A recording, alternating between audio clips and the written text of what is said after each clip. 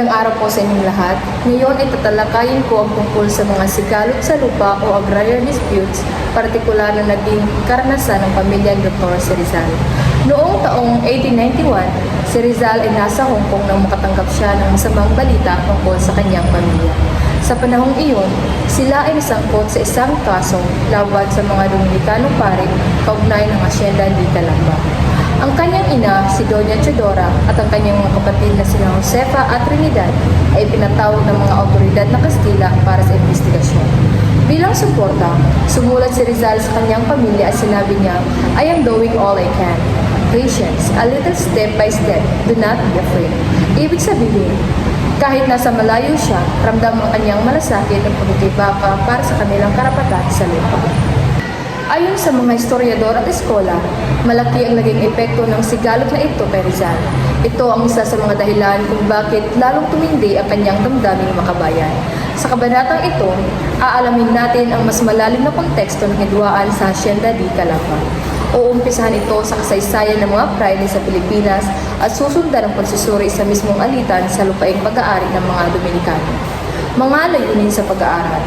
Sa katapusan ng kabanatang ito, ang mga mag-aaral ay dapat nasuriin ang buhay ni Rizal sa Pilipinas sa loob ng mas malawak na konteksto ng mga pag-unlad noong ika-19 na siglo.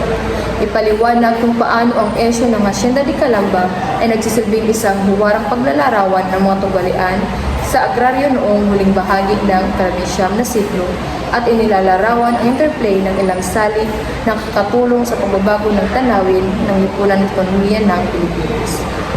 Narito ang mga kahulugan. Una, Conquistador, isang mananakop na Kastila na lumupig sa mga lupain tulad ng Amerika at Pilipinas. Pangalawa, Caballeria, maliit na sukat ng lupa na kasama sa isang land grant o regalong lupa mula sa pamahalaan o simbahan. Pangatlo, Canon, taunang bayad sa renta na binabayaran ng mga inkilyo o mga umuupa ng lupa. Pang-apat, Kaban, isang panukat na katumbas ng humigit kumulang 75 litro karaniwang gamit sa pagsukat ng palay o buko. Pang-lima, Hacienda, malalaking lupain na ginagamit para sa pagpapalaki ng hayop at produksyon ng mga pananim o produktong agrikultural. Pang-anim, Inquilino, isang taong umuupa ng lupa mula sa praile o may-ari at minsan ay nagpapaupa rin sa mga kasama o magsasaka. Pang-pito, Principales, ang naghaharing uri o mga makapangyarihang tao sa lipunan noong panahon ng Kastila. Pangwalo, sharecropper o kasama, magsasaka na umuupa ng lupa mula sa isang inquilino at nagtatanim dito bilang kabahagi sa amin. Pangsyam, Sitio de Ganado Mayor, malaking sukat ng lupa na kasama rin sa mga land grant kadalasang ginagamit sa pagpapastol ng hayop.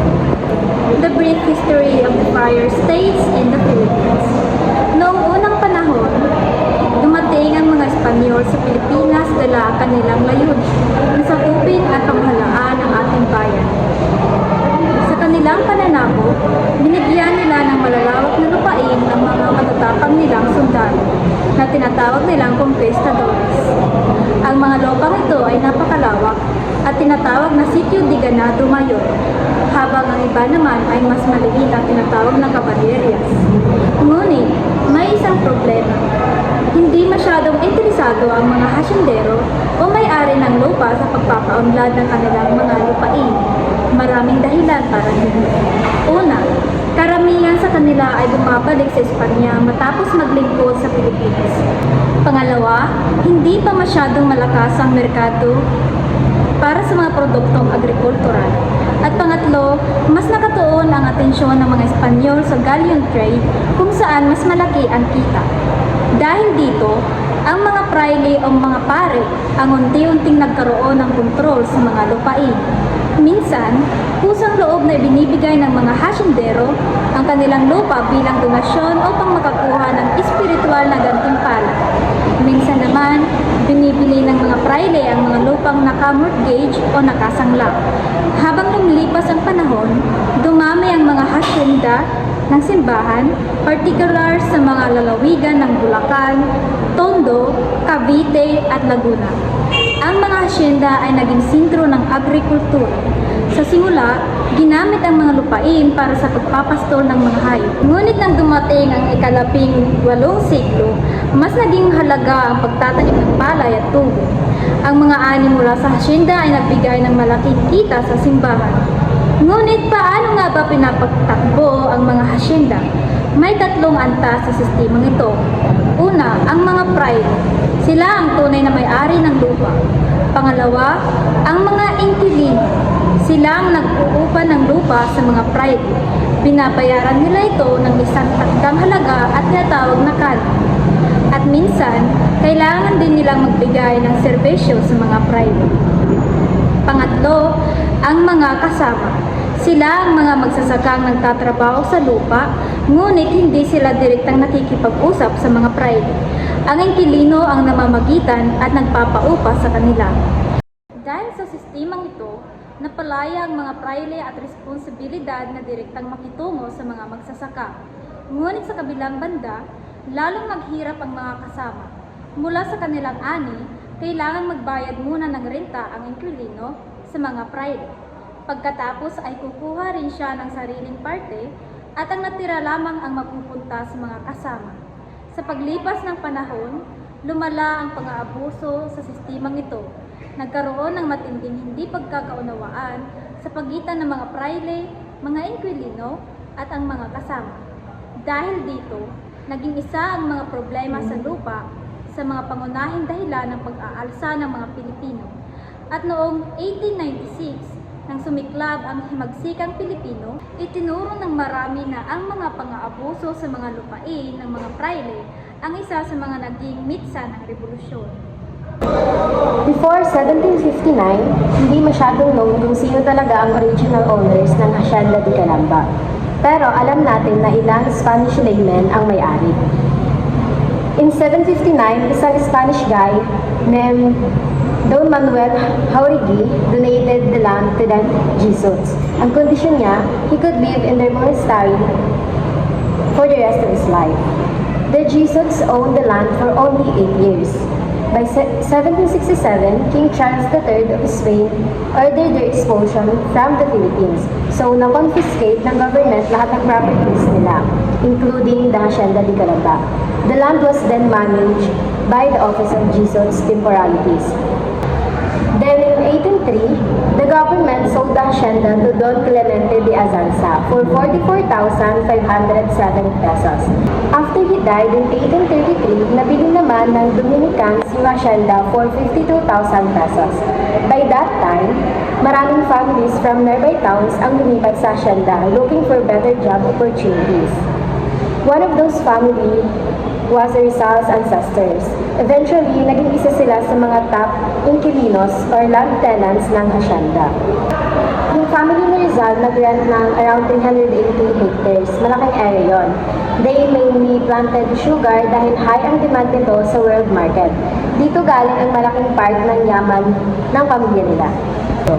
So when land problems started showing up around 1883, syempre worried ang family ni Rizal kasi malaki ang stake nila sa hacienda at kabuhayan nila ang nakataya. Noong 1883, napansin ni Paciano Rizal, kapatid niya si Rizal, na yung mga prayle, specifically the Dominicans, were collecting rent pero hindi sila nagbabayad ng official receipts. Then, 2 years later, around 1885, the tenants or yung mga umuupa ng lupa had a hard time paying rent. Bakit? Kasi daw, tinasan yung upa. Pero, bumaba naman ang presyo ng asukal sa world market. So, maliit ang kita nila, hindi sapat para pambayad. As punishment, the Dominicans declared na bakante na raw yung mga lupa. They invited people from the other towns para pumalit sa mga original tenants. Pero, kunti lang ang sumagot sa mga invitations nila. Kaya lalong humina ang posisyon ng mga Dominicano. In the end, halos lahat ng tenants, except maybe 4 or 5 families, were allowed to stay.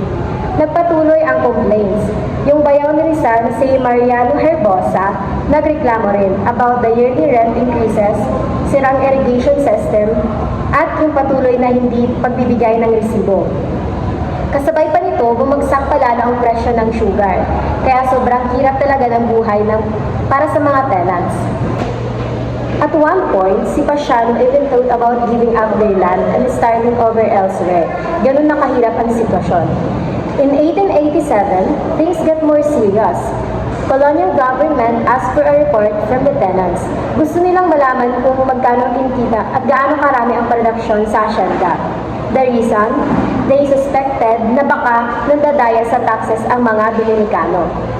So the tenants submitted the report pero may kasama itong petition na isinulat ni Jose Rizal mismo. Doon, sinabi nila yung reklamo nila, especially about the rent hikes. To resist, some tenants refused to pay rent, pero nag-retaliate ang mga friars. In 1891, nagsimula na silang magpaalis ng mga tenants na ayaw magbayad. Eventually, yung mga talagang hindi sumunod. Kasama na dito yung pamilya ni Rizal. Pinatapon sa malalayong lugar. Kasama na na-exile sina Don Francisco, tatay ni Rizal, Teodora Alonso, nanay ni Rizal, at ilang kapatid niya. Si Rizal, ginawa ang lahat para i-reverse ang desisyon ng korte. Pero nabawi lahat ng desisyon after pinalitan ang Governor General. The whole experience deeply affected him. Ang makikita mo talaga yung pain, injustice, and frustration niya sa El Filibusterismo, yung second novel niya.